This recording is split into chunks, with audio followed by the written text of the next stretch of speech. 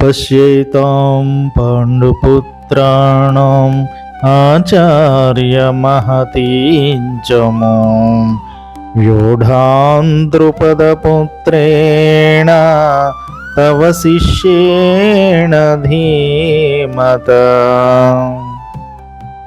అంటే దుర్యోధనుడు ద్రోణాచార్యుడి దగ్గరకు వెళ్ళి, ఆచార్య, బుద్ధిమంతుడైన మీ శిష్యుడును ద్రుపద పుత్రుడును అయిన దృష్టద్యుమ్నునిచే వ్యూహాత్మకంగా నిలపబడిన పాండవులు ఈ మహాసైన్యమును చూడుడు అని పలికెను. అత్ర శూరా మహేశ్వాస భీమార్జున సమాయుధి యుధానో విరాటశ్చ ద్రుపదశ్చ మహారథ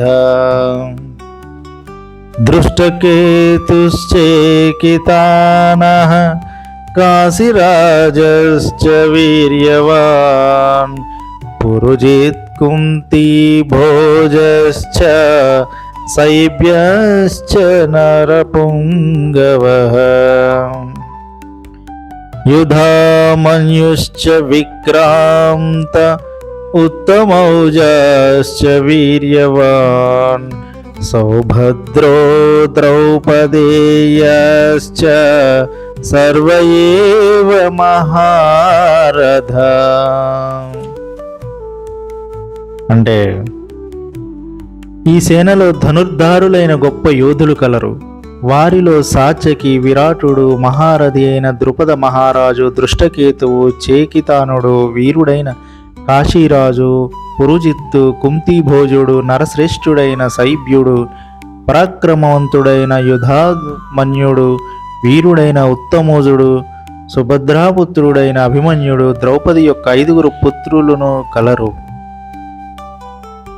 వీరందరూ మహారథులు, శౌర్యమున భీమార్జున సమానులు.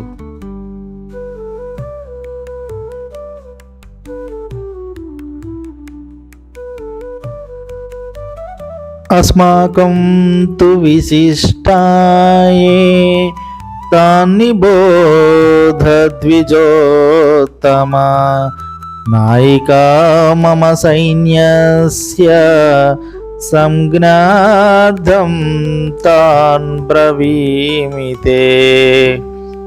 ఓ బ్రాహ్మణోత్తమ, మన పక్షమునున్న ప్రధాన యోధులను కూడా గమనింపుడు.